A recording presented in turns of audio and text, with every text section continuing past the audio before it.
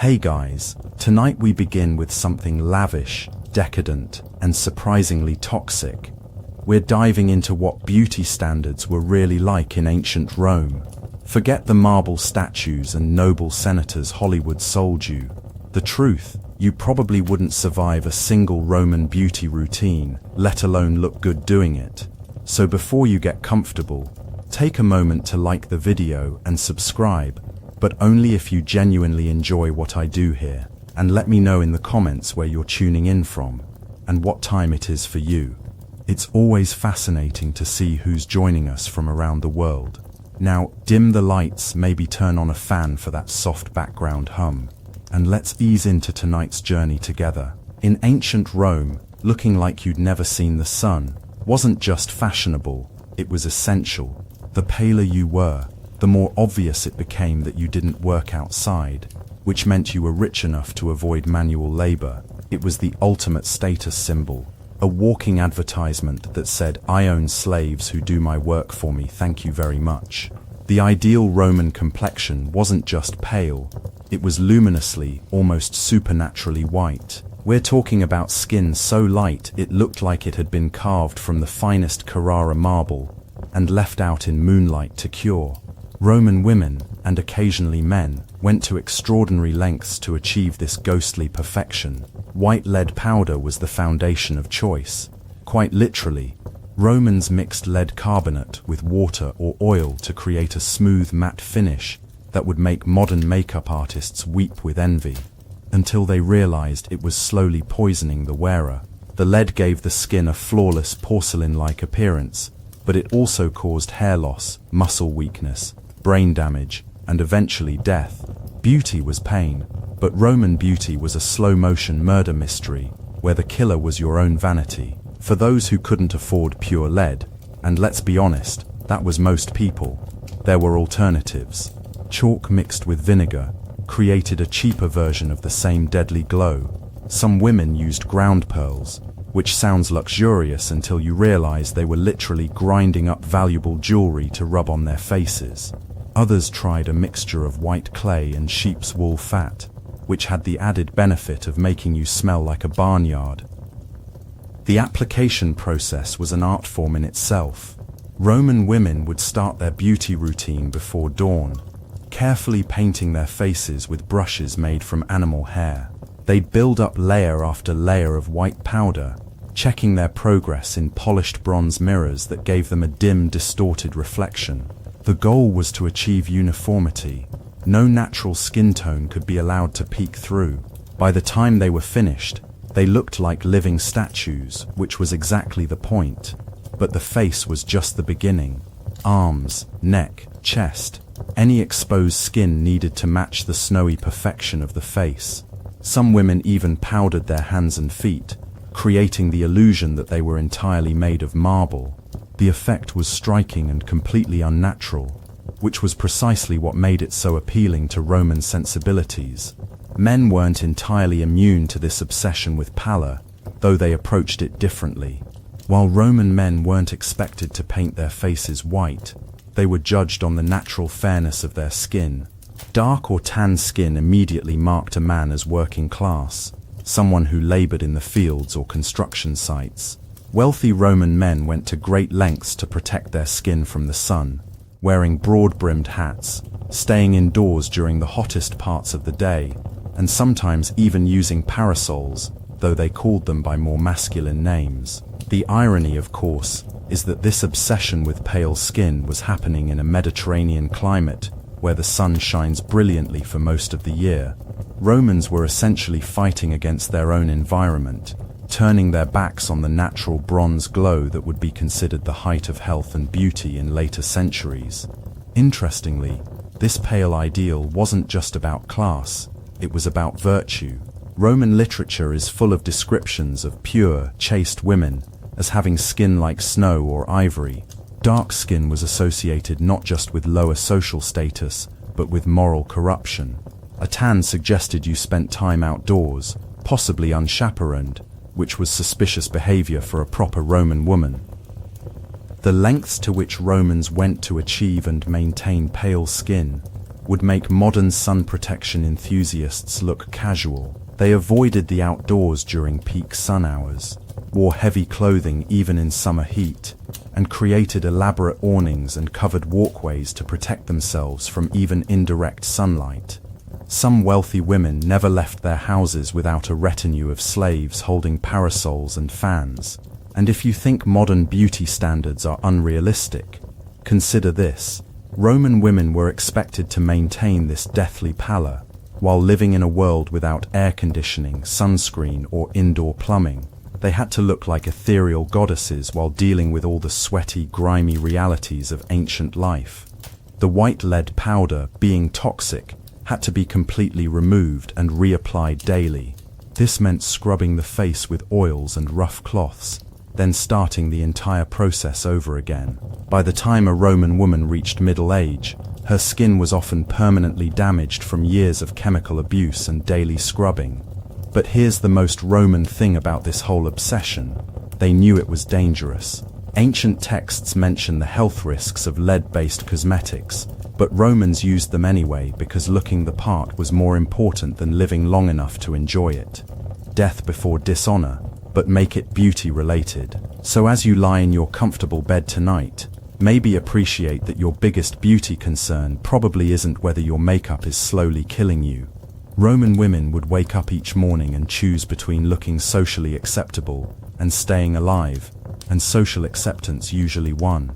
If you thought achieving the perfect pale complexion was complicated, wait until you hear about Roman hair standards. In ancient Rome, your hairstyle wasn't just a fashion choice, it was a political statement, a social indicator, and occasionally a fire hazard. Roman women's hair was expected to be elaborately styled, impossibly voluminous, and defiant of both gravity and common sense. The more complex your hairstyle, the more obvious it became that you had both the time and the servants necessary to achieve such sculptural feats. We're talking about hairstyles that required architectural planning and sometimes scaffolding. The process began before dawn, because creating a proper Roman hairstyle took hours. Wealthy women would be attended by a team of specialized slaves called ornatrices, whose entire job was hair management. These weren't casual beauticians, they were highly skilled artists who commanded respect and good wages, because their work was so essential to their mistress's social standing. The ideal Roman hairstyle changed with each emperor's wife, because imperial fashion set the tone for everyone else. When Augustus's wife Livia favored simple center-parted styles, every fashionable woman in Rome suddenly discovered the beauty of understated elegance. But when later empresses embraced towering constructions of curls, braids, and decorative elements, Roman women found themselves wearing what amounted to architectural monuments on their heads. The tools of the trade were surprisingly sophisticated. Roman women used heated metal rods called calamastri to create curls, essentially ancient curling irons that were heated in fires and applied to the hair. The risk of burns was constant, and many women bore small scars on their scalp and forehead from overzealous styling sessions. They also used elaborate bone and ivory combs, hairpins made from precious metals, and ribbons soaked in various oils and perfumes. But here's where things get really wild. Many wealthy Roman women didn't use their own hair. The most fashionable hairstyles required so much volume and length that natural hair simply couldn't achieve the desired effect. Instead, they wore elaborate wigs or hairpieces made from imported hair, and the source of this hair was both fascinating and disturbing. Blonde hair was particularly prized because it was rare in the Mediterranean world. Roman merchants would travel to Germania and Gaul specifically to purchase hair from conquered peoples. Germanic and Celtic women, often slaves or prisoners of war, would have their hair cut off and sold to Roman wig makers. So in a very literal sense, Roman women were wearing the hair of their enemies as a fashion accessory. The irony is delicious. Romans considered themselves culturally superior to the barbarian peoples they conquered, but they desperately wanted to look like them. Roman poetry is full of praise for golden-haired goddesses, even as Roman armies were busy enslaving the actual golden-haired women who inspired these fantasies. Red hair was another exotic import, usually coming from Celtic regions. Roman writers describe red-haired women with a mixture of fascination and suspicion. Red hair was considered both beautiful and potentially dangerous, associated with powerful emotions and possibly supernatural abilities. Wearing red hair was a way of claiming some of that mysterious allure, while remaining safely Roman. For those who couldn't afford imported hair, there were alternatives.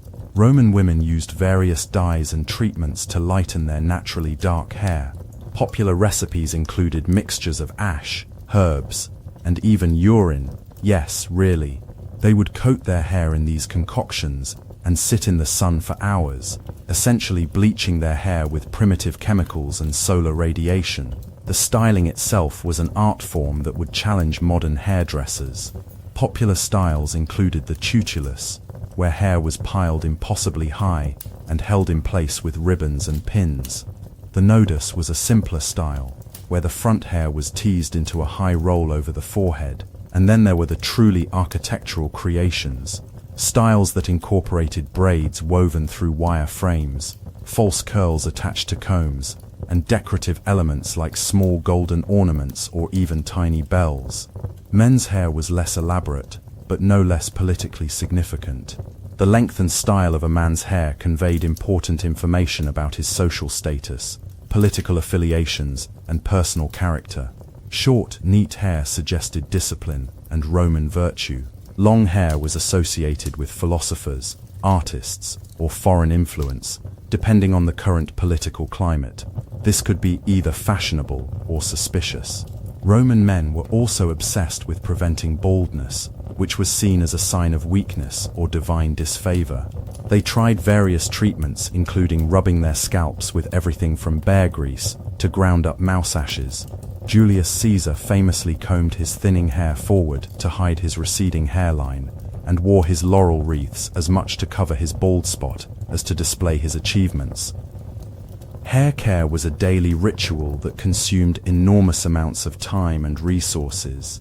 Women would wash their hair with various mixtures of oils, herbs, and sometimes wine. They used primitive hair conditioners made from animal fat and plant extracts.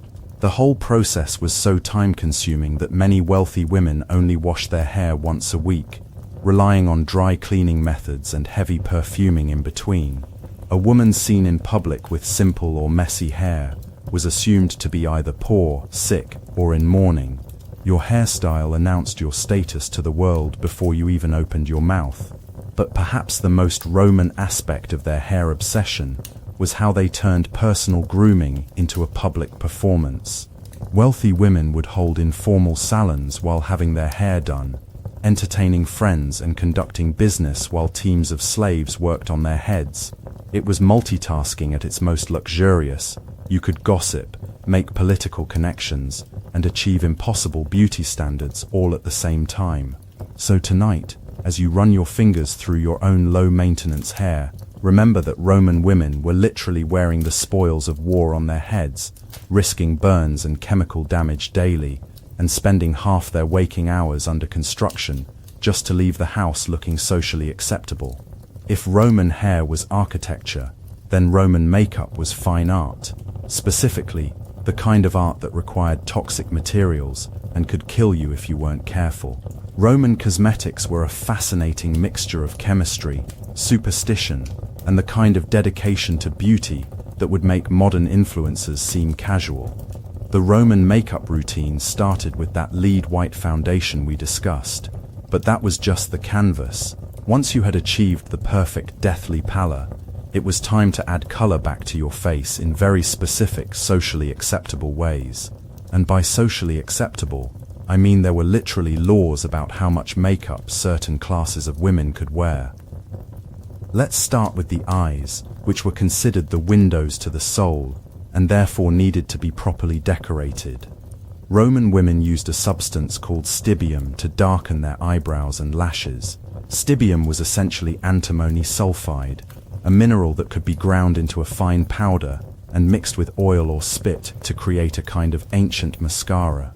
The good news, it made your eyes look dramatic and mysterious. The bad news, Antimony is toxic, and prolonged use could lead to eye problems, skin irritation, and in severe cases, antimony poisoning. For eyeshadow, Roman women had a surprisingly wide palette of options, though safe wasn't one of them. Blue eyeshadow was created using ground lapis lazuli, an expensive imported stone that produced a beautiful azure color. Green came from malachite, another mineral that was both stunning and potentially harmful. For a more subtle look, they used ash mixed with oil or charcoal for a smoky effect that was literally smoky. Women used small sticks, their fingers, or tiny spatulas made from bone or metal. Achieving a smooth, even application required skill that took years to develop, which is why the ornatresses who specialized in makeup were so highly valued. Eyebrow fashion in Rome was just as specific as everything else. The ideal was a strong, well-defined brow that could be seen from a distance. Remember, much of Roman social life happened in public spaces where you needed to look good from across a crowded forum. Women would use stibium to darken their natural brows, then use tiny tweezers to pluck them into the perfect shape. Some women went further and completely plucked out their natural eyebrows, then drew on new ones with stibium, giving them complete control over their brow shape, but also ensuring they looked completely artificial up close. Rouge was another essential element, but it came with its own set of social rules. Roman women used a variety of red substances to add color to their cheeks and lips: crushed mulberries, wine lees, the sediment left over from winemaking, or fucus, a red dye made from a type of seaweed. The key was subtlety. You wanted to look naturally flushed, not painted. Too much rouge suggested you were either a foreigner, a prostitute, or someone who didn't understand proper Roman restraint. The most expensive rouge was made from cinnabar, a mercury sulfide that produced a brilliant red color. Cinnabar rouge was a status symbol because it was expensive and because it produced a uniquely beautiful color that couldn't be replicated with cheaper materials. The fact that it was also highly toxic was apparently less important than its aesthetic properties. Roman women would literally poison themselves for beauty, but in a very elegant, upper-class way. Lip color followed similar rules. The ideal was a natural-looking flush that suggested health and youth without being too obvious. Roman women used many of the same materials they used for rouge: crushed berries, wine stains, or light applications of cinnabar. Some mixed their lip color with beeswax to create a primitive lip balm that would stay on longer. But the most interesting aspect of Roman makeup was how it reflected social status and political changes. During the Republic, when Roman values emphasized simplicity and virtue, heavy makeup was seen as foreign and decadent. Women who wore too much cosmetics were viewed with suspicion. They were either trying too hard to appear wealthy, or they had been corrupted by foreign influences. This changed dramatically during the Empire, when conspicuous consumption became not just acceptable but expected. Imperial women set increasingly elaborate beauty standards, and everyone else scrambled to keep up. What had once been considered excessive became the new normal, and the makeup industry exploded to meet the demand. The daily application process was time-consuming and required assistance. Wealthy women would sit still for hours while their slaves carefully applied each layer of makeup. The process had to be perfect because makeup was difficult to correct. There was no easy way to blend or fix mistakes, so everything had to be right the first time. Roman women used various oils and creams to dissolve the lead-based foundation, scrubbing their faces with rough cloths to remove every trace of cosmetics. This daily cycle of chemical application and aggressive removal took a serious toll on their skin over time. The expense of maintaining a full Roman makeup routine was staggering. High-quality cosmetics were imported from across the empire: antimony from Egypt, cinnabar from Spain, lapis lazuli from Afghanistan. A complete makeup collection was a significant investment, comparable to buying jewelry or fine clothing. Religious and cultural taboos also influenced makeup choices. Certain colors were associated with specific gods or goddesses. Wearing the wrong shade at the wrong time could be seen as disrespectful or unlucky. Some makeup ingredients were considered to have magical properties. adding an element of superstition to the daily beauty routine. Perhaps most tellingly, Roman men wrote extensively about women's makeup, usually to complain about it. Male authors described the time and expense women devoted to cosmetics as evidence of female vanity and frivolity, apparently forgetting that these same beauty standards were enforced by social pressures that men had created. So as you wash your face tonight with your gentle, non-toxic cleanser, remember that Roman women were starting each day by painting themselves with a carefully curated selection of poisons, all in service of looking like they had never been touched by the sun, wind, or any other evidence of actually living in the world. Now let's talk about Roman bathing, which was less about getting clean and more about participating in an elaborate social ritual that happened to involve water. Romans didn't just bathe, they made bathing into a cultural institution, a form of entertainment, and occasionally a political statement. The Roman approach to personal hygiene was surprisingly sophisticated, especially compared to what would come later in medieval Europe. Romans understood that cleanliness was connected to health, social status, and personal attractiveness. What they didn't understand was bacteria, which led to some interesting gaps in their hygiene logic. For wealthy Romans, the day often revolved around the afternoon visit to the thermae, the public baths. These weren't like modern gyms with a pool attached. Roman baths were enormous social complexes that combined bathing facilities with libraries, restaurants, gardens, and spaces for socializing. They were the heart of Roman social life, places where business was conducted, gossip was exchanged, and social hierarchies were both displayed and negotiated. The bathing process itself was a carefully choreographed ritual that could take hours. You'd start in the apoditerium, the changing room, where slaves would take your clothes and keep them safe while you bathed. Nudity was completely normal in Roman baths. Men and women usually bathed separately, but within those groups, everyone from senators to shopkeepers would be naked together. From there, you'd progress through a series of rooms with different temperatures and purposes. The tepidarium was warm but not hot, designed to help your body adjust gradually. The caldarium was the hot room, steamy and often so warm that the floors had to be covered with wooden slats to prevent burning your feet. Finally, the frigidarium provided a shocking cold plunge that was supposed to close your pores and invigorate your spirit. But before you could enjoy this temperature tour, you had to get clean, and Roman cleaning methods were intense. There was no soap as we know it. Instead, Romans covered themselves with oil, olive oil if you could afford it, or cheaper alternatives if you couldn't. Then they would scrape the oil off with a curved metal tool called a strigil, taking dead skin, dirt, and sweat along with it. The strigil scraping was often done by slaves because it required technique and because wealthy Romans didn't want to do it themselves. A skilled slave could scrape you clean without removing too much skin, though accidents definitely happened. The oil and debris scraped off by strigils was collected and sold as a sort of ancient skincare product. Apparently, the combination of olive oil, dead skin, and the sweat of athletes was considered to have medicinal properties. Roman baths were also centers of beauty treatment. Professional depilatory specialists worked in the baths, removing unwanted hair with tweezers, wax, or primitive razors. Roman beauty standards demanded smooth, hairless skin on both men and women, so these specialists stayed busy. The process was painful and often resulted in cuts, infections, or burns, but it was considered essential for anyone who wanted to be taken seriously in polite society.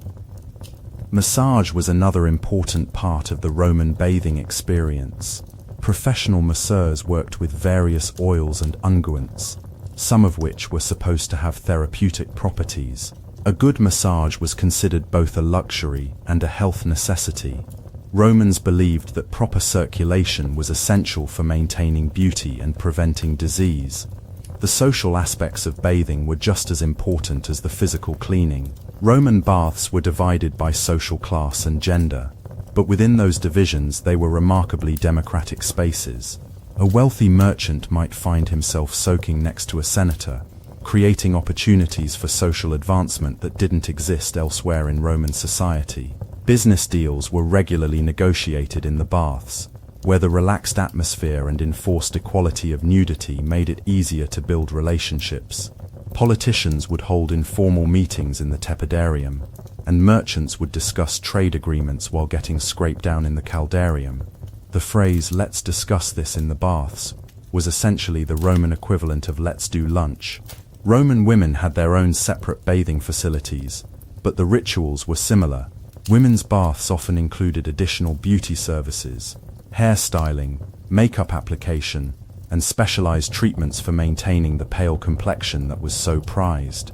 Some women's baths had attendants who specialized in applying the lead-based cosmetics we discussed earlier, turning the bathhouse into a combination spa and beauty salon. The expense of maintaining this bathing culture was enormous. Roman bath complexes required sophisticated engineering to heat the water and maintain different temperature zones. They needed constant supplies of fresh water, oil, and fuel for the heating systems. The larger public baths employed hundreds of workers and slaves to keep everything running smoothly. But not everyone could afford the luxury of daily public bathing. Poorer Romans made do with smaller, simpler facilities or washed at home using basins and pitchers. These home washing routines were much more basic, usually just water and whatever cleaning agents people could afford or make themselves.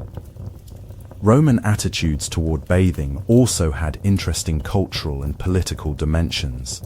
Excessive cleanliness was sometimes viewed with suspicion.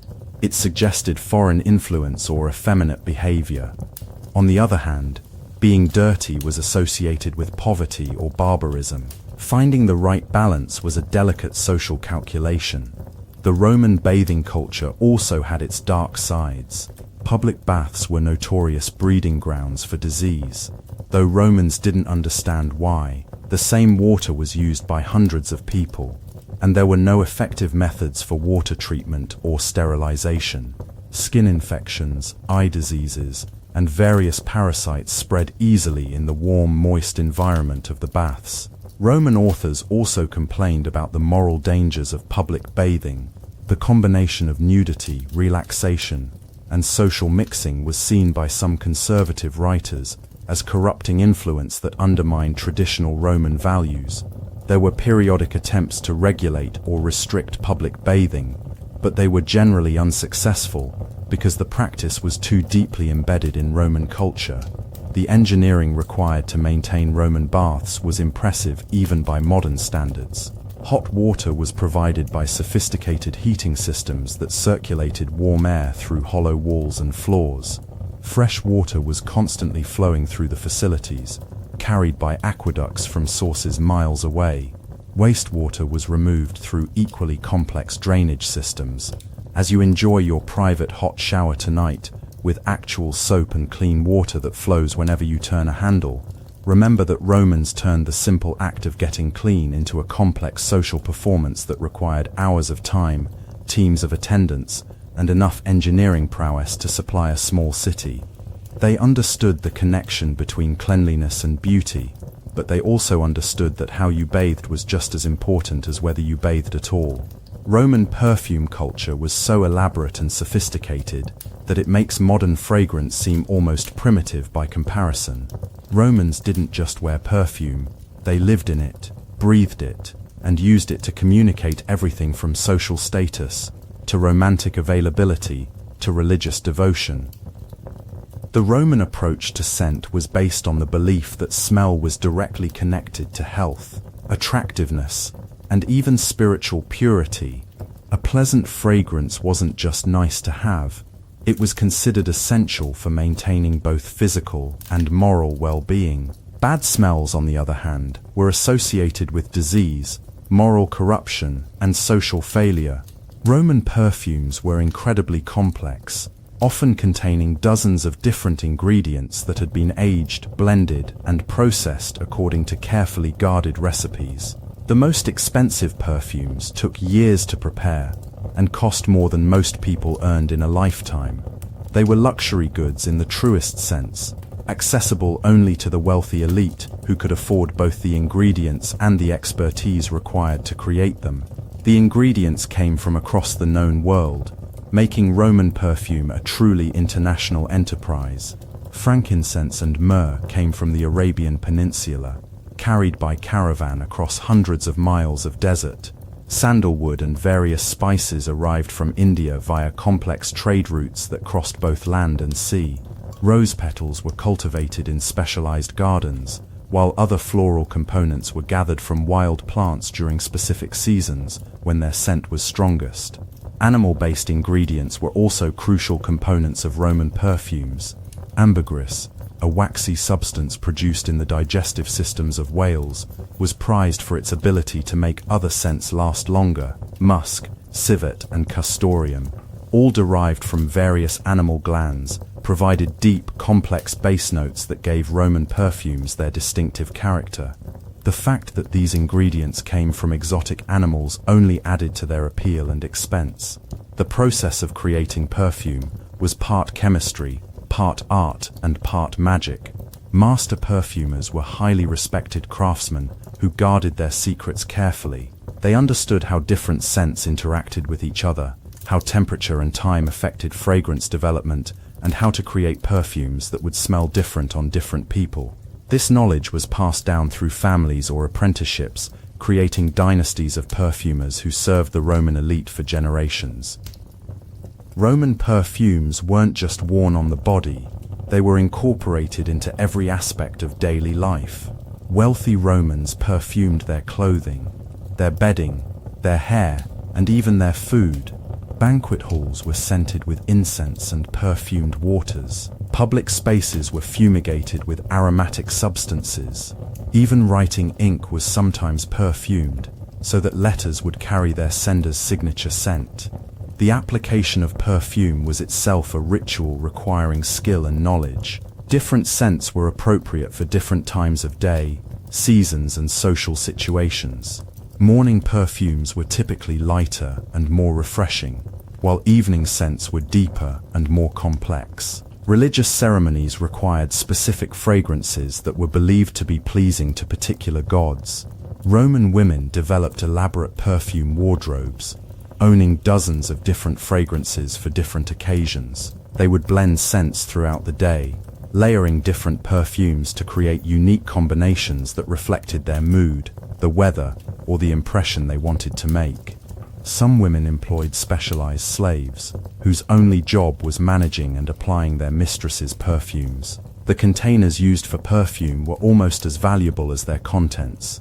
Roman perfume bottles were made from precious materials: gold, silver, carved gemstones, or elaborately decorated glass. These containers were designed to preserve the fragrance while also displaying the owner's wealth and taste. Some perfume bottles were works of art in their own right, commissioned from famous craftsmen and passed down through families as heirlooms. Men's perfume culture was equally elaborate, though governed by different social rules. Roman men were expected to smell pleasant without appearing to have made too much effort. The ideal was a subtle masculine fragrance that suggested cleanliness and prosperity without being overwhelming.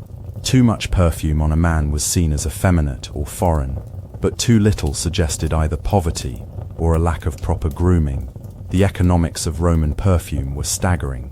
The most expensive fragrances cost more than houses, and the perfume trade was one of the most profitable businesses in the empire. Merchants who specialized in aromatic goods became extremely wealthy, often using their perfume profits to buy their way into the Roman aristocracy.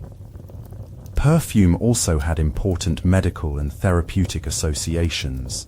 Romans believed that certain scents could cure diseases, improve mental function, or enhance physical beauty. Doctors prescribed specific fragrances for various ailments, and many perfumes were marketed as much for their supposed health benefits as for their pleasant smell. The social implications of perfume were complex and constantly evolving. During the Republic, excessive use of perfume was sometimes viewed as a sign of foreign corruption or moral weakness. Conservative Romans associated heavy perfuming with Greek decadence or Eastern luxury, both of which were seen as threats to traditional Roman virtue.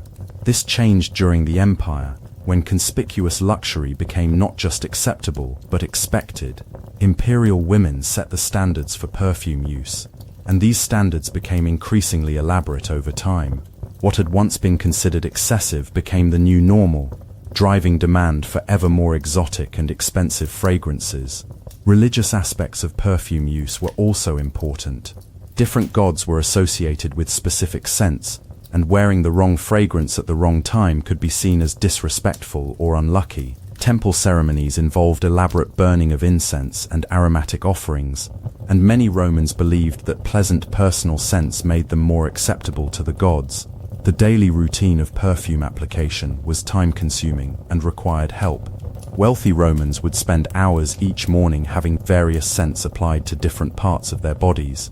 Hair perfumes were different from skin perfumes, which were different from clothing perfumes.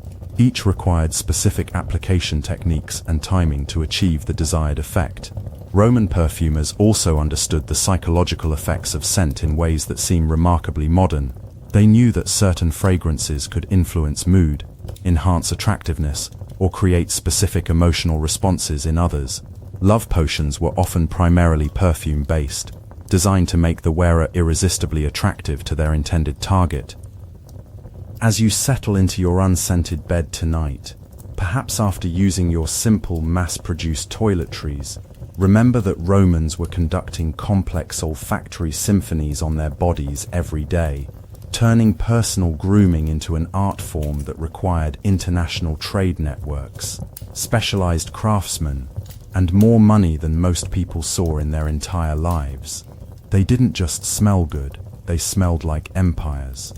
Now let's talk about what all this Roman beauty actually cost. And I don't just mean money, though that was certainly part of it. The pursuit of Roman beauty standards came with a price tag that included your health, your time, your social freedom, and occasionally your life. Trumpazzi financial cost alone was staggering. A complete Roman beauty routine for a wealthy woman required imports from across the known world. The white lead for her foundation came from mines in Britain or Spain. The antimony for her eye makeup was imported from Egypt or Asia Minor. Her perfumes contained ingredients from India, Arabia, and Africa. Even her hair might be imported from Germania or Gaul. By the time you added up all these international beauty supplies, you were looking at expenses that could buy a small farm or a house in the city. But money was just the beginning. The health costs of Roman beauty standards were severe and often permanent. The lead-based makeup that created that perfect pale complexion also caused neurological damage, anemia, and eventual death. Women who used lead cosmetics regularly often suffered from chronic fatigue, joint pain, and cognitive problems. Their hair would fall out, their teeth would decay, and their skin would develop a grayish pallor that required even more makeup to disguise. The antimony used for eye makeup could cause eye infections, vision problems, and skin irritation around the delicate eye area. Many Roman women developed chronic eye conditions from years of applying toxic substances to their lashes and lids. Some went blind from repeated exposure to these chemicals, a price they paid for having dramatically defined eyes. The daily cycle of applying and removing these toxic cosmetics was particularly damaging to the skin. Roman women would scrub their faces with rough cloths and various oils to remove the lead-based foundation, then immediately apply fresh poison the next morning. Over time, this cycle of chemical exposure and aggressive cleaning destroyed the natural protective barriers of the skin, leaving it permanently damaged and increasingly dependent on makeup to look acceptable. Hair treatments came with their own set of risks. The metal curling rods used to create fashionable hairstyles were heated in open fires and applied directly to the hair and scalp. Burns were common, and many women bore permanent scars on their heads and faces from overzealous styling sessions. The chemical treatments used to lighten dark hair to the fashionable blonde or red shades often caused hair to become brittle and break off, leading to partial baldness that had to be concealed with wigs and hairpieces. The time cost was equally demanding. A proper Roman beauty routine took hours every day. Wealthy women would wake before dawn to begin the process of transformation, sitting still while teams of slaves applied makeup, styled their hair and perfumed their bodies. The entire morning might be devoted to achieving the perfect appearance, leaving little time for other activities. This time investment wasn't optional for women of the upper classes. Social expectations demanded that they appear perfectly groomed at all times, which meant maintaining this elaborate routine every single day. There were no casual days, no going out without makeup, no quick and simple beauty routines. Every public appearance required the full performance of Roman femininity. Chronicles were perhaps the most restrictive of all. Roman beauty standards essentially imprisoned women within narrow definitions of acceptable appearance and behavior. The pale skin that was so prized meant that women had to avoid the outdoors during most daylight hours. They couldn't participate in physical activities that might cause them to sweat or tan. They couldn't engage in any work that might damage their carefully maintained appearance. The elaborate hairstyles that were fashionable made it difficult to move freely or comfortably. Many Roman women's hairstyles were so tall and complex that they couldn't fit through normal doorways without ducking or turning sideways. Sleeping became a challenge because the hairstyles couldn't be disturbed, leading to uncomfortable sleeping positions and frequent headaches. The psychological costs were significant as well. Roman women lived under constant pressure to maintain impossible standards of beauty. They were competing not just with their contemporaries, but with idealized artistic representations that bore little resemblance to how real people actually looked. The gap between the natural human body and Roman beauty ideals was so wide that achieving the look required extensive artificial enhancement.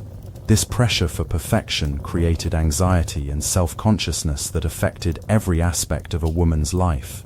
Roman literature is full of references to women who were afraid to be seen without their makeup, who spent fortunes trying to achieve impossible beauty standards, and who suffered from what we would now recognize as body dysmorphia and related psychological disorders. The class implications of Roman beauty standards were equally problematic. The most fashionable looks were only achievable by the wealthy, creating a system where your appearance immediately revealed your social status. Poor women couldn't afford the imported cosmetics, the teams of slaves, or the time required to achieve fashionable beauty standards. This created a visual hierarchy where social class was literally written on your face. The irony is that many of the beauty standards that required the most expense and effort were specifically designed to look effortless and natural. Roman women were expected to appear as if they had been born with perfect pale skin, naturally blonde hair, and flawless features, even though achieving this look required hours of daily work and constant chemical intervention. The most tragic cost was probably the shortened lifespans of women who fully embraced Roman beauty culture. The combination of lead poisoning, chemical exposure, and the stress of maintaining impossible standards took a serious toll on women's health. Many Roman women who could afford to fully participate in beauty culture died younger than their poorer counterparts, killed by the very standards that were supposed to make them more attractive and socially successful. Even more disturbing was the way these beauty standards affected children. Young girls from wealthy families were introduced to cosmetics and beauty routines at very early ages, beginning the cycle of chemical exposure and social pressure before their bodies had finished developing. Roman art and literature include references to girls as young as 10 or 12 already using makeup and worrying about their appearance. The demand for exotic beauty ingredients led to over-harvesting of various plants and animals across the empire. Entire species of flowers were cultivated solely for perfume production, while animals were hunted for their musk glands or other aromatic secretions. The mining operations required to produce lead for cosmetics, antimony for eye makeup, and various minerals for pigments created environmental damage that lasted long after the empire fell. Roman beauty culture literally left its mark on the landscape, in the form of depleted mines, deforested areas, and polluted waterways. But perhaps the most insidious cost was the way Roman beauty standards shaped women's understanding of their own worth and capabilities. Women who spent hours each day focused on their appearance had less time and mental energy to devote to intellectual pursuits. political engagement, or economic activities. Beauty culture became a form of soft imprisonment that kept women occupied with personal grooming rather than broader social participation. The pressure to maintain perfect appearance also affected women's relationships with each other. Roman beauty culture was inherently competitive, encouraging women to compare themselves constantly with their peers and to seek advantage through superior grooming and more expensive cosmetics. This competition undermined female solidarity and cooperation, channeling women's energies into rivalry rather than mutual support. Yet despite all these costs, Roman women continued to pursue these beauty standards because the social rewards for compliance were significant, while the penalties for failing to meet expectations were severe. A woman who didn't maintain proper appearance would be excluded from social events, considered unsuitable for marriage to anyone of status, and generally treated as a social failure. The economic incentives were also powerful. For many women, their appearance was their primary form of capital, their route to social advancement, economic security, and political influence. Investing in beauty was a rational economic choice, even when the costs were high, because the alternatives were often worse. This created a self-perpetuating system where each generation of women had to meet increasingly elaborate beauty standards in order to compete with their peers. What had been considered adequate grooming by one generation became the bare minimum for the next, driving an escalating cycle of expense and effort that consumed more and more of women's time and resources. So as you remove your simple, non-toxic makeup tonight and wash your face with gentle cleansers that won't damage your skin, remember that Roman women were paying prices for beauty that went far beyond money. They were trading their health, their time, their freedom, and sometimes their lives for the privilege of looking like marble statues come to life. Now let's talk about Roman men and beauty standards, because despite what you might think, Roman men were just as concerned with their appearance as women were. They just had to be more subtle about it. The Roman concept of masculine beauty was complex, politically charged, and every bit as demanding as female beauty standards, just in different ways. The ideal Roman man was supposed to embody virtus, a combination of courage, discipline, and moral strength that was literally visible in his physical appearance. This wasn't just about looking good, it was about looking like someone who could lead armies, govern provinces, and uphold the dignity of Roman civilization. The pressure to achieve and maintain this ideal was intense, because failure to look the part could end a political career or social standing. Roman masculine beauty started with the concept of gravitas, a serious, dignified bearing that suggested wisdom, authority, and self-control. This meant that Roman men had to master not just their appearance but their entire physical presence. The way you walked, stood, gestured, and held your head all conveyed important information about your character and social status. The ideal Roman physique was athletic but not overly muscular. Too much muscle suggested that you actually did physical labor, which was inappropriate for a man of status. Too little muscle suggested weakness or laziness. The goal was to look like someone who exercised regularly but didn't have to work for a living. Fit enough to command armies, but refined enough to spend time in philosophical discussion. This created interesting challenges for Roman men, who had to maintain their physiques without appearing to try too hard. Exercise was important, but it had to be the right kind of exercise, done in the right places, with the right social context. Wrestling, boxing, and military training were acceptable because they had practical applications. Spending too much time at the baths or focusing too much on personal grooming was considered suspicious and possibly effeminate. Roman men's relationship with their hair was particularly complex. The length, style, and condition of a man's hair conveyed crucial information about his political affiliations, social status, and personal character. During the Republic, short, neat hair was associated with traditional Roman values and military discipline. Longer hair suggested Greek influence, philosophical inclinations, or artistic temperament. Beards were even more politically significant. Clean-shaven faces were the Roman norm for centuries, distinguishing civilized Romans from bearded barbarians.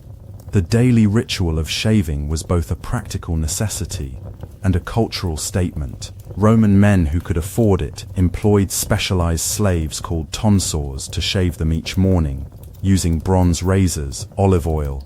Bronze razors were sharp but crude compared to modern tools, and there was no shaving cream or safety features to prevent cuts.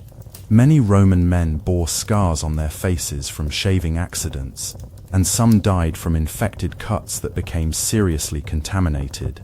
The tonsor's skill could literally be a matter of life and death. But around the time of Hadrian in the 2nd century CE, beards suddenly became fashionable again, and Roman men found themselves scrambling to grow facial hair that had been unfashionable for generations. This wasn't just a personal grooming choice, it was a political statement about Roman identity and cultural values. Men who continued to shave were making one kind of statement, while men who grew beards were making another. Roman men were also expected to maintain that same pale complexion that was so prized in women, but they had to achieve it without appearing to use cosmetics. This created a delicate balancing act where men had to protect their skin from the sun, while still engaging in the outdoor activities that were expected of Roman citizens. Wealthy Roman men employed various strategies to maintain their pallor. They would schedule outdoor activities for early morning or late afternoon, when the sun was less intense. They wore broad-brimmed hats and carried parasols, though these were called by more masculine names to avoid appearing effeminate.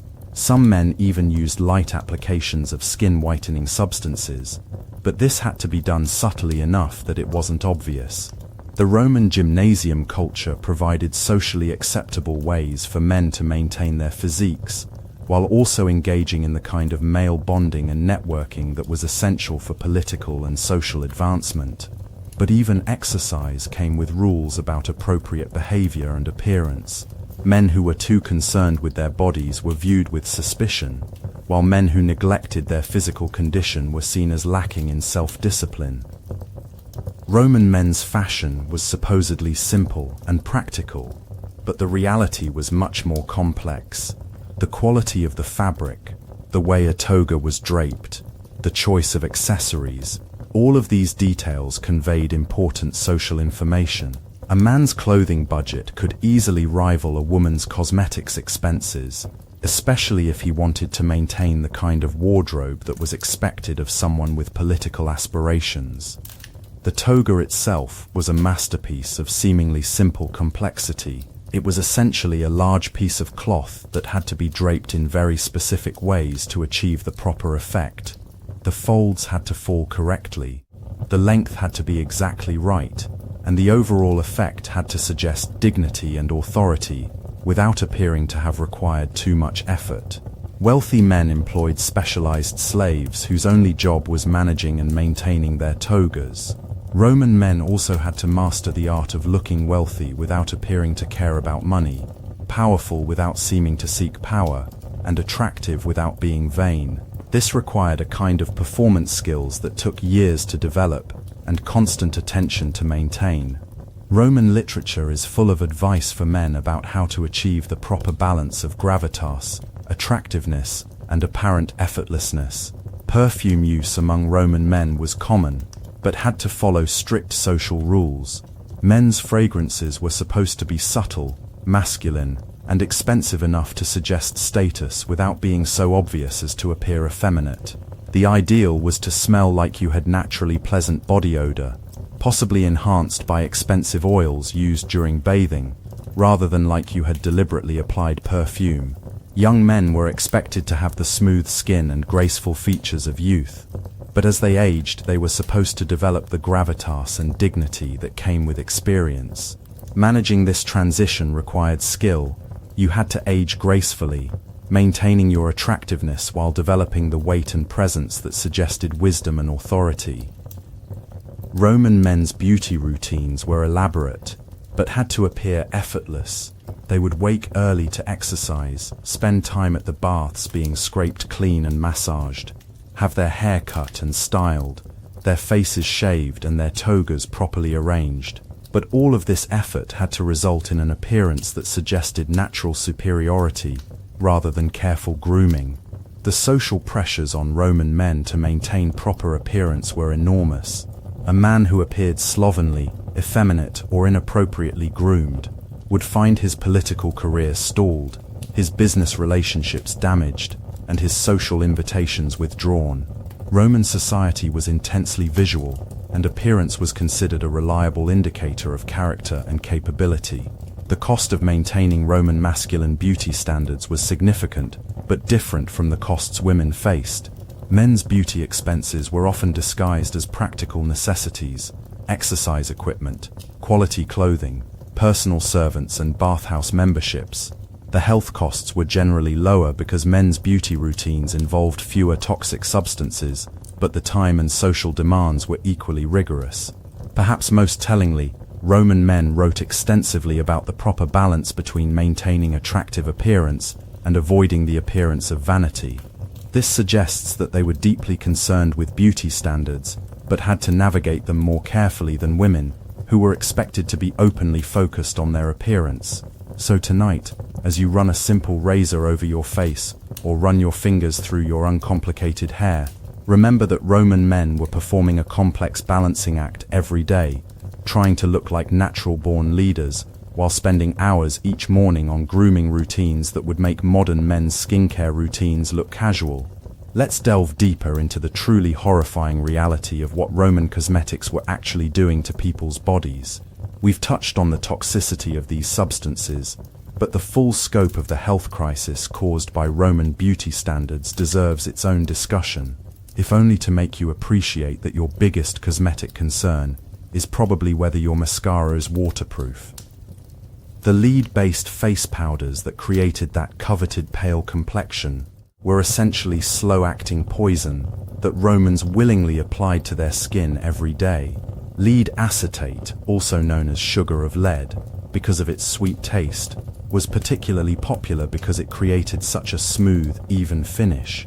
Women would mix it with vinegar or water to create a paste, then carefully paint it over their entire face, neck, and any other exposed skin. The lead was absorbed through the skin and accumulated in the body over time, causing what we now recognize as chronic lead poisoning. The symptoms developed gradually: fatigue, irritability, difficulty concentrating, joint pain, and digestive problems. But these symptoms were so common among Roman women that they were considered normal parts of being female rather than signs of poisoning. As the lead poisoning progressed, more serious symptoms would develop. Hair loss was common, which ironically created even more demand for the imported wigs we discussed earlier. Teeth would become loose and discolored. The skin would develop a grayish tinge that required even more makeup to disguise.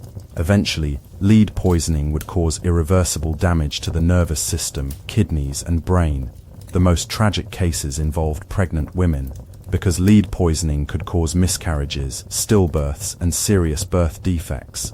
Roman medical texts mention these problems but don't connect them to cosmetic use, instead attributing them to various supernatural causes or women's supposedly weak constitutions. The antimony used for eye makeup was equally dangerous. Antimony sulfide, known as stibnite, was ground into a powder and mixed with oil or fat to create a substance that could be applied to eyebrows and lashes. While it created dramatic, long-lasting color, it also caused severe irritation to the delicate skin around the eyes. Prolonged use of antimony-based eye makeup led to chronic inflammation, scarring, and in severe cases, blindness. Roman medical texts describe women suffering from persistent eye infections, vision problems, and painful swelling around the eyes. Some women developed permanent scarring that left them disfigured, a cruel irony for substances that were supposed to enhance beauty. Antimony poisoning also caused systemic health problems, similar to those caused by lead. Nausea, vomiting, muscle weakness, and heart problems were all common among women who used antimony-based cosmetics regularly. The substance would accumulate in the liver and other organs, causing long-term damage that often wasn't apparent until it was too late to reverse. The mercury-based cosmetics were perhaps the most insidious of all. Cinnabar, a mercury sulfide mineral, was ground up and used to create vibrant red rouge and lip color. Mercury poisoning causes neurological symptoms that can mimic mental illness, tremors, mood swings, memory problems, and personality changes. Roman women who used mercury-based cosmetics often developed what we would now recognize as mercury poisoning, but these symptoms were attributed to female hysteria or other supposed character flaws. The tremors that came with mercury poisoning were sometimes described as a sign of sensitivity or delicate femininity, when they were actually evidence of serious neurological damage. The daily cycle of applying and removing these toxic substances made the poisoning worse. Roman women would scrub their faces with rough cloths, oils, and various abrasive substances to remove the day's makeup, then immediately apply fresh poison the next morning. This cycle damaged the skin's natural protective barriers, allowing more of the toxic substances to be absorbed into the body. The removal process itself was dangerous. Romans used various combinations of oils, wine, vinegar, and abrasive materials to clean their faces. Some of these cleaning solutions contained additional toxic substances, including arsenic-based compounds, that were supposed to have cleansing properties.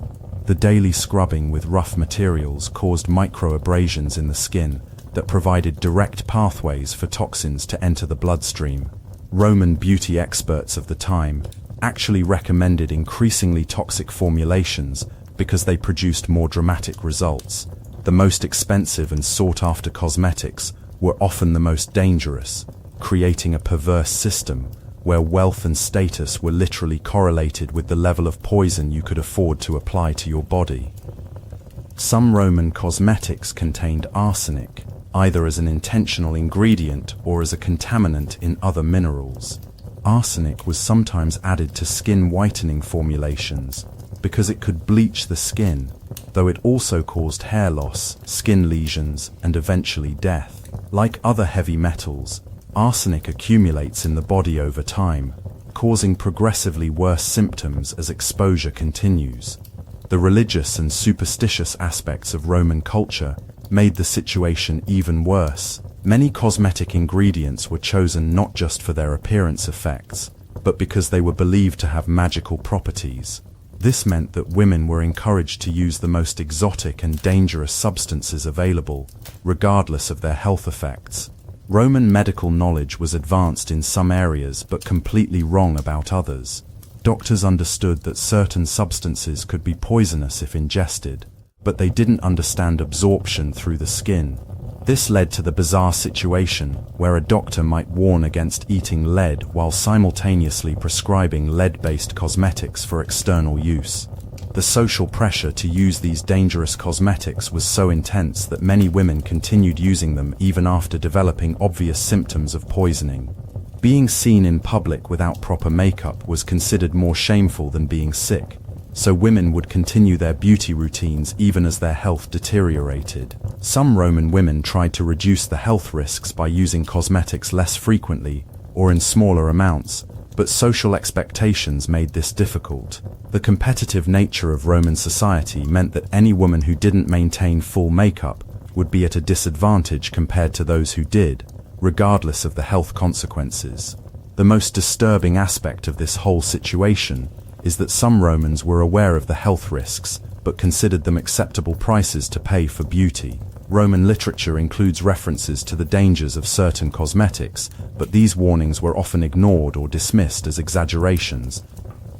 Roman slaves who worked as cosmetiae, specialized beauty attendants, often developed their own health problems from handling toxic cosmetics daily. They were exposed to the same dangerous substances as their mistresses, but without the social benefits that supposedly justified the risks. Many of these slaves suffered from contact dermatitis, respiratory problems, and poisoning symptoms from their occupational exposure. The long-term effects of Roman cosmetic use were devastating for individual women and for Roman society as a whole. The practice probably contributed to the declining birth rates among the upper classes, as lead and mercury poisoning affected fertility and pregnancy outcomes. It may also have contributed to the supposed mental instability and poor decision-making that characterized some late imperial leaders, though connecting specific historical events to cosmetic poisoning is obviously speculative. So as you apply your rigorously tested, FDA-approved cosmetics tonight, maybe pause for a moment to appreciate that the worst thing your makeup is likely to do is smudge or cause a minor allergic reaction. Roman women were literally painting themselves to death in pursuit of beauty standards that valued appearance over health, social status over survival, and immediate aesthetic effects over long-term well-being. The Roman beauty industry was one of the empire's most profitable and complex economic sectors, involving international trade, specialized craftsmanship, and supply chains that stretched from Britain to India. Understanding the economics of Roman beauty helps explain not just how much these standards cost, but why they persisted despite their obvious dangers and impracticality. The raw materials for Roman cosmetics came from across the known world, making beauty a truly international business. Lead for white face powder was mined in Britain and Spain, then shipped to processing centers where it was refined into the fine powders used in cosmetics. The mining operations required significant investment in equipment, labor, and transportation infrastructure. Antimony for eye makeup came primarily from Egypt and Asia Minor, where specialized mining operations extracted the mineral from underground deposits. The antimony had to be carefully processed to create the fine uniform powder that was essential for good cosmetics. This processing required skilled craftsmen who understood both chemistry and the specific requirements of cosmetic preparation. Frankincense came from the southern Arabian Peninsula, carried by caravan across hundreds of miles of desert. The trade routes were dangerous and expensive to maintain, requiring protection from bandits, payment of various tolls and taxes, and careful timing to avoid the worst weather and political instability. Spices and aromatic substances from India arrived via sea routes that were equally challenging. Ships had to navigate monsoon seasons, piracy, and the complex politics of various kingdoms along the trade routes. The merchants who specialized in these luxury trades became extremely wealthy, but they also faced enormous risks and required significant capital to maintain their operations. The domestic Roman economy was equally complex. Perfume production required specialized workshops where master craftsmen would blend exotic ingredients according to closely guarded recipes. These workshops employed skilled workers who might spend years learning the trade, as well as unskilled laborers who handled the basic processing and preparation work. The retail side of the Roman beauty industry was sophisticated and highly competitive. In major cities like Rome, Alexandria, and Antioch, entire districts were devoted to beauty-related businesses. Perfume shops, cosmetic manufacturers, wig makers, and specialized beauty service providers clustered together, creating ancient shopping districts that catered to beauty consumers. The pricing structure for Roman cosmetics reflected both the actual costs of production and the social psychology of luxury consumption. The most expensive items weren't necessarily the most effective or highest quality. They were the most exclusive and socially prestigious. This created a market where prices were driven as much by status signaling as by actual value. A complete set of high-end Roman cosmetics could cost more than a skilled worker earned in several years. The most expensive perfumes were priced at levels that put them out of reach for all but the wealthiest families. Even middle-class Romans had to make significant sacrifices to afford the beauty products that were considered essential for social acceptance. This pricing structure created interesting social dynamics. Families would often invest disproportionate amounts of their wealth in cosmetics and beauty services for their daughters, viewing this as essential preparation for advantageous marriages. The beauty investment was seen as a form of dowry, an expense that would pay off through improved marriage prospects and social advancement. The labor involved in Roman beauty was equally expensive. Wealthy women employed teams of specialized slaves whose entire job was beauty-related. These slaves commanded high prices because their skills were valuable and difficult to replace. A skilled ornatrix who could create fashionable hairstyles might cost as much as a small farm. The daily labor costs were also significant. Creating a proper Roman hairstyle took several hours and required multiple people working together. Applying the full range of cosmetics was equally time-consuming. When you calculate the cost of the labor time involved, even the daily maintenance of Roman beauty standards represented a significant economic investment. The beauty industry also created employment for thousands of people across the empire. Beyond the obvious jobs in cosmetic production and retail, there were numerous supporting industries. Transport workers carried raw materials and finished products across continents. Glassmakers and metal workers created the elaborate containers used for perfumes and cosmetics.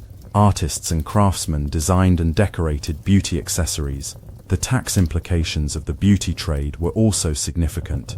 Roman authorities taxed both the import of raw materials and the sale of finished cosmetics, creating substantial revenue streams for the imperial government. Some luxury beauty items were taxed at very high rates, making them even more expensive but also more exclusive and desirable. The social economics of Roman beauty were equally complex. Beauty standards functioned as a form of conspicuous consumption that allowed the wealthy to display their status in ways that were immediately visible to everyone around them. The more expensive and elaborate your beauty routine, the more obvious your wealth and social position became. This created pressure for competitive beauty spending, where women had to constantly upgrade their cosmetics and beauty services to keep pace with their social peers. What had been considered luxurious by one generation became the minimum acceptable standard for the next, driving an escalating cycle of expense and elaboration. The geographic distribution of beauty spending also reflected broader patterns of wealth and urbanization within the empire. The most sophisticated beauty markets were in major cities with wealthy populations and good access to international trade. Rural areas and smaller cities had much simpler beauty cultures, partly because the products weren't available, and partly because the social pressures were different. International trade in beauty products also created diplomatic and political connections between different parts of the empire and beyond. Roman demand for exotic beauty ingredients influenced political relationships with kingdoms in Arabia, India, and other regions that supplied these materials. Beauty trade was sometimes used as a diplomatic tool, with gifts of rare cosmetics or perfumes serving as symbols of friendship or alliance. Improvements in mining techniques, chemical processing, and transportation were often motivated by the demands of cosmetic production. The need to create consistent, high-quality beauty products pushed Roman craftsmen to develop new tools and techniques that were later applied to other industries. The investment in beauty infrastructure was substantial. Wealthy households built specialized spaces for beauty routines, complete with elaborate mirrors, storage for cosmetics, and work areas for beauty slaves.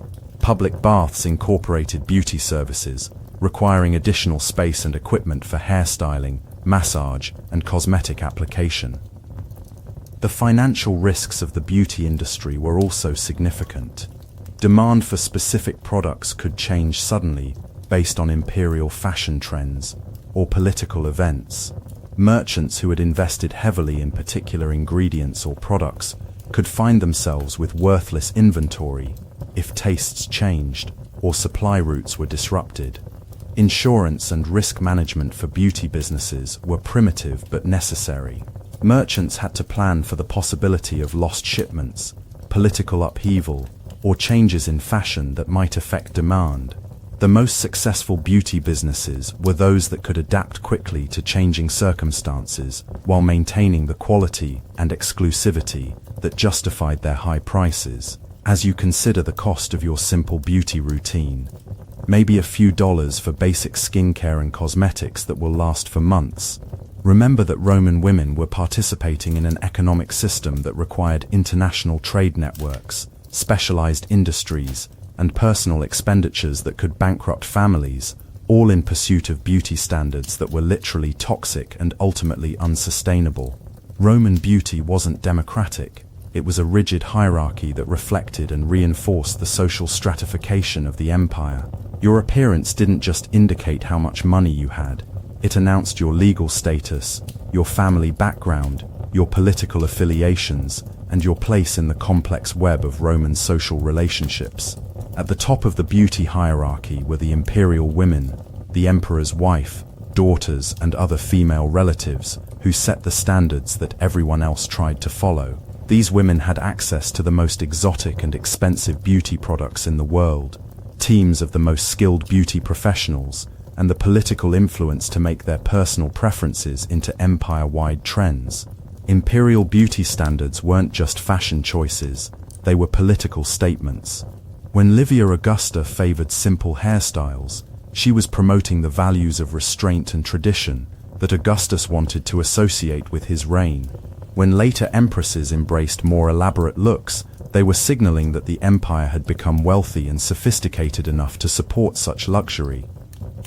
The ripple effects of imperial beauty choices spread throughout the empire with surprising speed. A new hairstyle worn by the emperor's wife in Rome would appear among wealthy women in Gaul, Britain, and Egypt within months. This wasn't just fashion following, it was political alignment. Adopting imperial beauty standards was a way of demonstrating loyalty and sophistication. Just below the imperial family were the senatorial and equestrian classes, the traditional aristocracy, and the wealthy merchant families who had bought their way into the elite. These women had significant resources to spend on beauty, but they had to be careful not to outshine the imperial family. The goal was to look impressively wealthy and fashionable, while remaining appropriately subordinate to imperial standards. This created interesting competitive dynamics within the aristocracy. Women competed to achieve the most perfect version of whatever look was currently fashionable, leading to escalating investments in cosmetics, beauty services, and accessories. The competition wasn't just about looking good, it was about demonstrating superior access to resources and more refined taste than your rivals. The wives and daughters of wealthy plebeians, successful merchants, contractors, and professionals occupied an awkward middle position in the beauty hierarchy. They often had enough money to afford high-end cosmetics and beauty services, but they lacked the social standing to wear them with confidence. Their beauty choices had to strike a delicate balance between demonstrating their wealth and avoiding accusations of presumption or vulgarity. Regional differences added another layer of complexity to Roman beauty hierarchies. What was considered fashionable in Rome might be seen as outdated or inappropriate in the provinces, while local beauty traditions sometimes influenced imperial standards. Women had to navigate not just class distinctions, but geographic and cultural differences in beauty expectations. Freed slaves occupied a particularly complex position in the Roman beauty hierarchy. Many had accumulated significant wealth in business or professional activities, but their social status remained ambiguous. Former slaves who could afford expensive cosmetics and elaborate beauty routines often faced criticism for exceeding their proper station, while those who dressed simply were praised for understanding their place. The beauty standards for slaves were entirely different and much more restricted. Slaves were generally forbidden from wearing the expensive cosmetics and elaborate hairstyles that marked free status. However, slaves who worked in beauty-related occupations, ornatrices, cosmetae, and other beauty professionals, often had access to cosmetics and styling techniques that they couldn't legally use on themselves. Some categories of slaves, particularly those who worked in wealthy households or had specialized skills, were expected to maintain certain beauty standards for their work. Attractive slaves commanded higher prices and better treatment, creating a market where physical appearance directly affected economic value and life prospects. The legal restrictions on beauty were surprisingly specific and strictly enforced. Sumptuary laws regulated who could wear certain types of jewelry, fabrics, and cosmetics. Purple dye, for example, was reserved for the imperial family and high-ranking officials. Ordinary citizens who wore purple could face serious legal consequences, including fines, imprisonment, or worse. These legal restrictions extended to cosmetics and beauty services.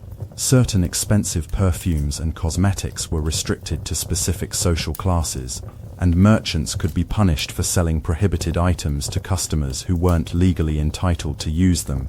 The enforcement of these laws was irregular but severe when it did occur. Religious status also affected beauty standards in complex ways. The wives and daughters of priests were expected to maintain elaborate beauty routines that reflected the dignity of their religious position, but they also had to observe certain restrictions related to their sacred duties. Vestal virgins had their own specific beauty requirements that differed significantly from those of ordinary women. Age-related beauty hierarchies were equally important. Young unmarried women were expected to emphasize their youth and fertility through specific cosmetic choices and hairstyles. Married women adopted different beauty standards that reflected their new status and responsibilities. Older women faced the challenge of maintaining their appearance while acknowledging their age in socially appropriate ways. The beauty hierarchy also had important economic consequences for women's marriage prospects and social mobility. A woman's appearance directly affected her ability to marry advantageously, which was often the primary route to social advancement for women in Roman society. Families would invest heavily in their daughter's appearance as a form of social insurance and economic strategy. Prostitutes and other women who worked in the sex trade occupied a unique position in the Roman beauty hierarchy. They were often remarkably skilled in cosmetic application and hairstyling, sometimes setting trends that were later adopted by respectable women.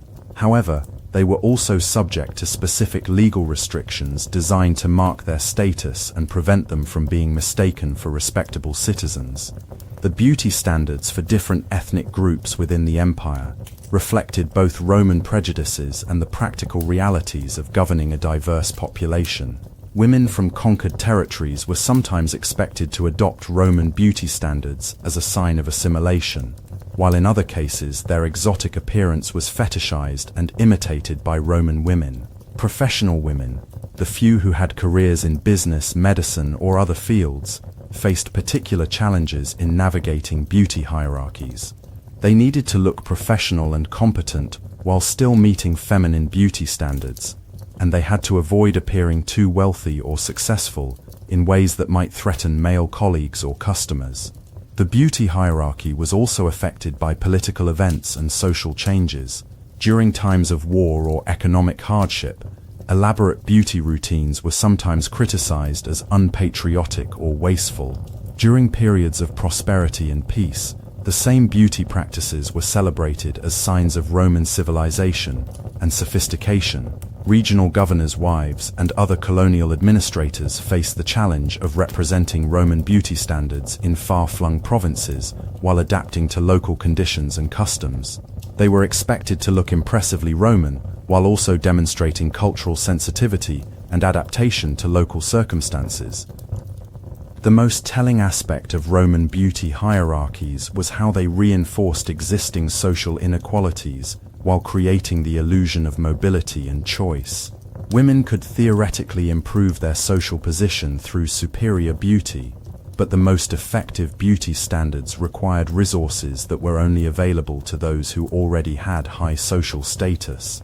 So as you consider your own simple beauty choices tonight, perhaps choosing between a few different lipstick shades or deciding whether to wash your hair, remember that Roman women were navigating a complex system where every cosmetic decision carried social, political, and legal implications that could affect not just their appearance, but their entire life prospects and family status.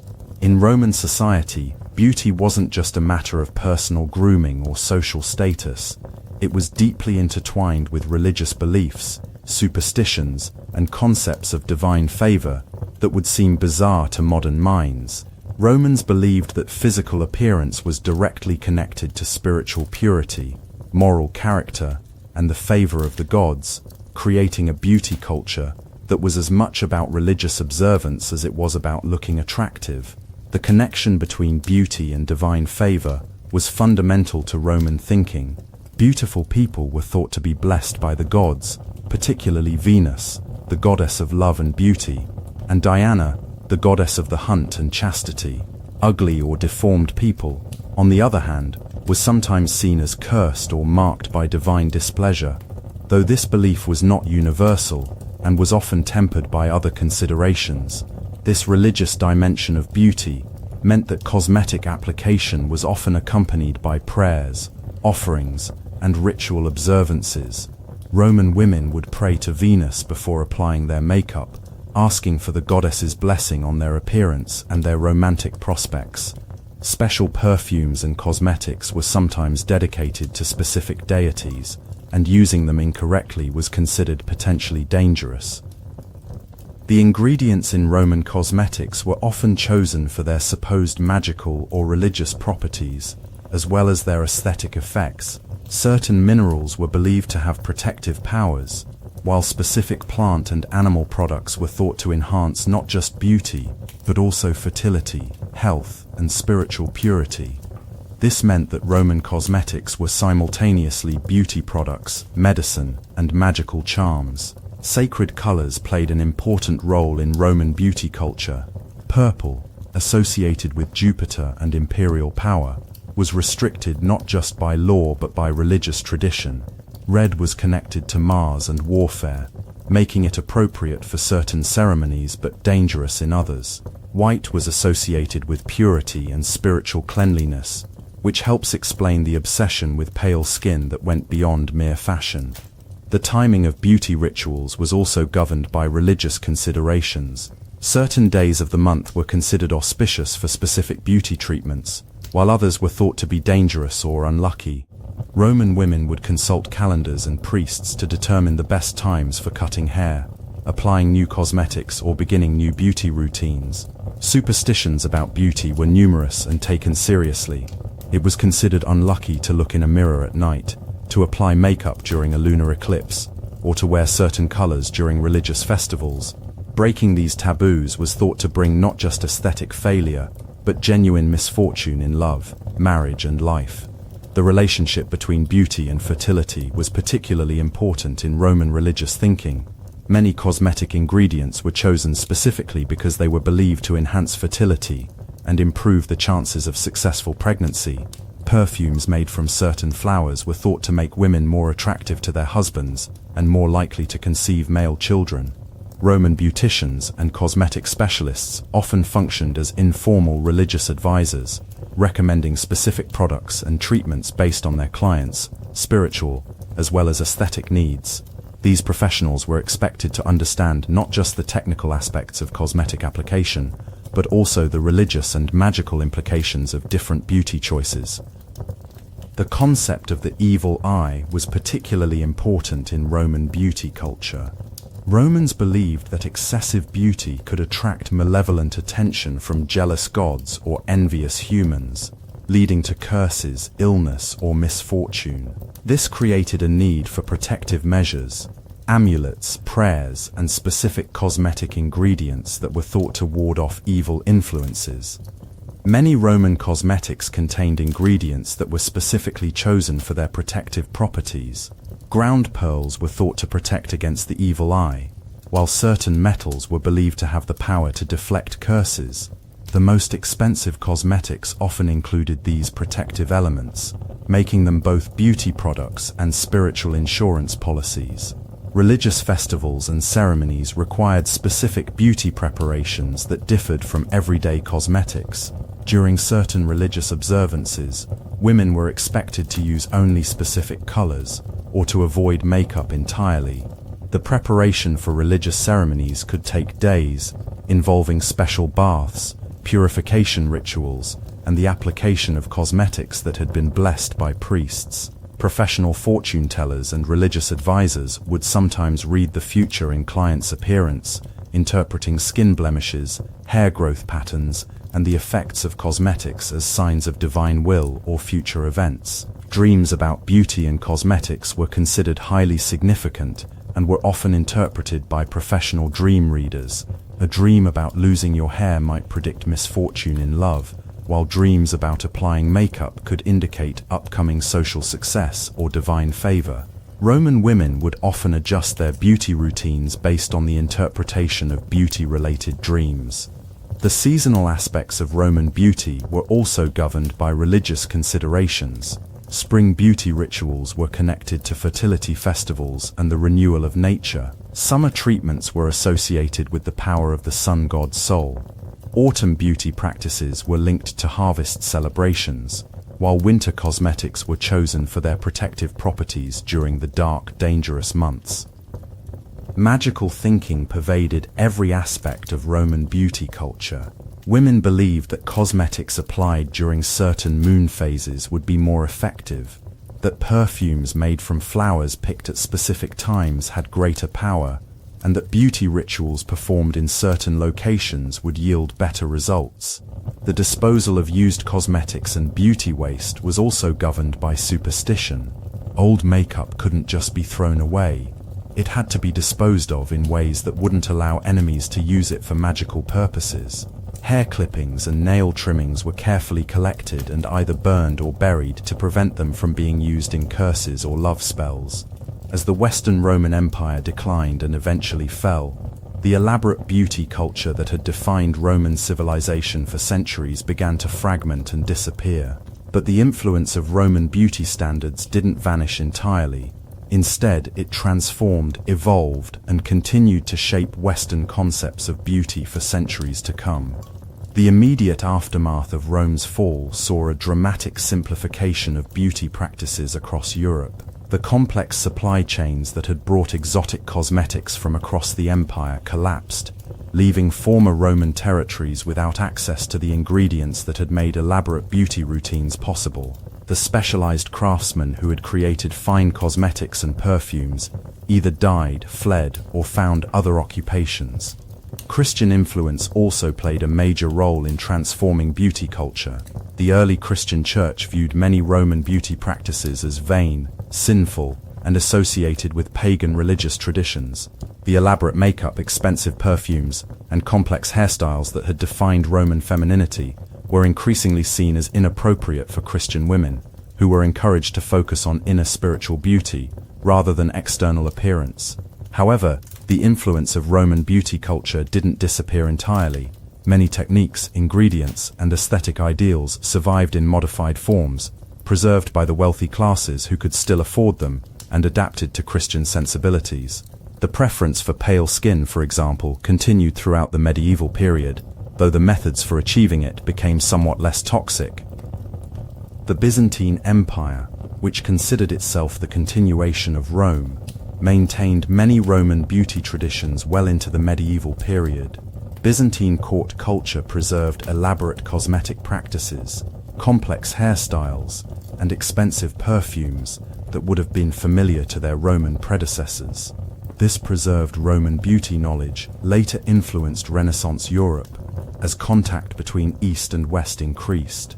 Islamic scholars and physicians preserved and expanded upon Roman knowledge of cosmetics, perfumes, and beauty treatments. During the Islamic Golden Age, while Europe was struggling through the early medieval period, scholars in Baghdad, Cordoba, and other centers of learning were translating Roman texts on beauty and medicine, often improving upon the original formulations and techniques. The Renaissance marked a dramatic revival of interest in Roman culture, including beauty practices. As trade routes reopened and wealth increased, European women once again gained access to exotic cosmetics and complex beauty treatments. Renaissance beauty culture consciously looked back to Roman models, though often with improved understanding of health and safety. The influence of Roman beauty standards can be seen throughout subsequent European history. The preference for pale skin persisted well into the modern era, only beginning to change in the 20th century, when tanned skin became associated with leisure and health rather than outdoor labor. The Roman association of beauty with social status and wealth also continued, though in modified forms. Modern cosmetics and beauty practices owe more to Roman innovations than most people realize. The use of lead in cosmetics persisted into the 18th and 19th centuries, when it was finally banned due to health concerns. Many modern perfume-making techniques have their origins in Roman methods, though with safer ingredients and better understanding of chemistry. The social functions of beauty that Romans established, as markers of status, tools of social mobility, and forms of self-expression, remain central to modern beauty culture. The competitive aspects of Roman beauty, where women used cosmetics to signal their wealth and sophistication, can be seen in contemporary luxury beauty markets. Perhaps most significantly, the Roman concept that beauty could be created through skill, expense, and effort rather than being purely natural has become the foundation of modern beauty culture. Romans pioneered the idea that appearance could be dramatically transformed through cosmetics and styling, an idea that now dominates global beauty industries. The medical and scientific legacy of Roman beauty practices is more mixed. While Romans made significant advances in understanding the chemistry of cosmetics and the techniques of application, their lack of knowledge about toxicology led to practices that we now know were extremely dangerous. The gradual understanding of these health risks represents an important advance in both medicine and consumer protection. The economic model of Roman beauty, with its international supply chains, specialized craftsmen, and luxury marketing, also prefigures many aspects of modern beauty industries. The Roman practice of using exotic ingredients from distant lands to create prestige products has obvious parallels in contemporary cosmetics marketing. Roman attitudes toward male beauty also left lasting influences. The expectation that men should be well-groomed and attractive, while appearing effortless about it, continues to shape masculine beauty standards. The Roman balance between caring about appearance and not appearing to care too much remains a central tension in modern men's grooming culture. And there you have it, a journey through the elaborate, expensive, and often deadly world of Roman beauty standards, from the lead-poisoned faces of aristocratic women to the complex hairstyles that required architectural planning, from the international trade networks that supplied exotic cosmetics to the religious rituals that governed beauty practices. We've explored a culture where appearance was literally a matter of life and death. As you settle into your comfortable bed tonight, take a moment to appreciate the simple luxury of your modern beauty routine. Your moisturizer won't poison you, your makeup remover won't chemically burn your skin, your shampoo won't require a team of slaves to apply properly, your perfume won't cost more than a house, and your daily grooming routine probably takes minutes rather than hours. The Romans created beauty standards that were simultaneously inspiring and horrifying, inspiring in their artistic sophistication and attention to detail, horrifying in their disregard for health, comfort, and individual choice. They turned personal grooming into an art form, but it was an art that required enormous sacrifices from the people who practiced it. Roman women painted themselves with poison because social expectations demanded it. They spent fortunes on imported cosmetics because status required it. They endured painful beauty treatments because fashion dictated it. They traded their health, their time, and sometimes their lives for the privilege of looking like marble statues brought to life. But perhaps the most Roman thing about their beauty culture was how they transformed necessity into virtue, suffering into sophistication, and limitation into luxury. Romans didn't just adapt to their beauty standards, they celebrated them, refined them, and made them into expressions of cultural superiority and personal achievement. The Roman approach to beauty reveals something fundamental about human nature, our willingness to endure remarkable hardships and expenses in pursuit of social acceptance and aesthetic ideals. Romans weren't uniquely vain or shallow, they were simply human beings responding to the social pressures and opportunities of their time and place. Their legacy reminds us that beauty standards are always constructed, always temporary, and always more about social power than individual preference. The Roman obsession with pale skin that led women to poison themselves with lead seems bizarre to us now, but our own beauty standards will probably seem equally strange to future observers. The Romans also remind us that beauty culture is never just about beauty.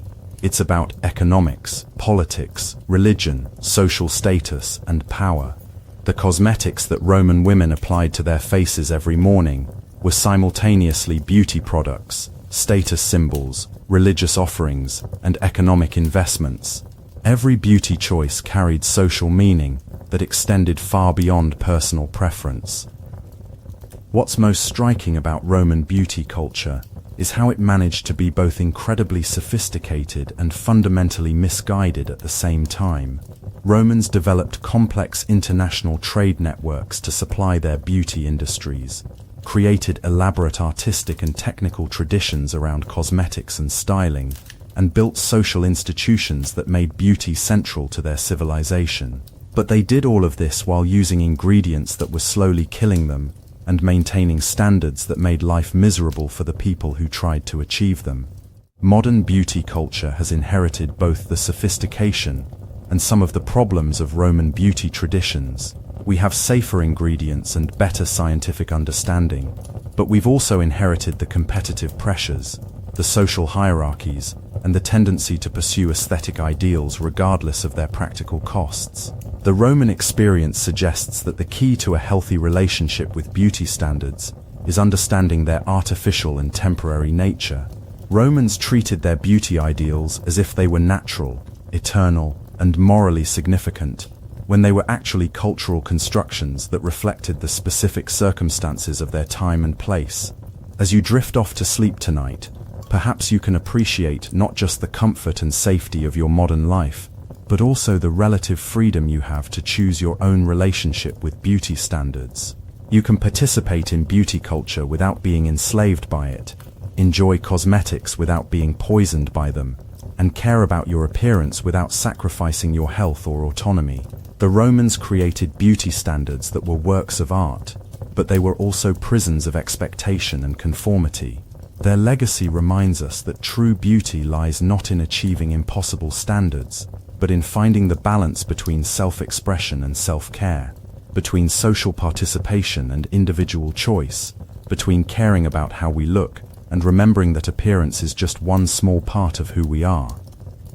Sweet dreams, and remember, if Roman women could endure hours of daily poisoning just to look socially acceptable, you can probably handle whatever beauty challenges tomorrow might bring. The difference is, you get to choose how much time, energy, and money to invest in your appearance, and you can make those choices based on what makes you happy, rather than what prevents you from being socially ostracized or accidentally killed by your makeup. Sleep well, knowing that your beauty routine won't require international trade networks, teams of slaves, or chemicals that will slowly destroy your nervous system. Sometimes the best part of learning about the past is appreciating how much easier and safer life has become, one non-toxic moisturizer at a time.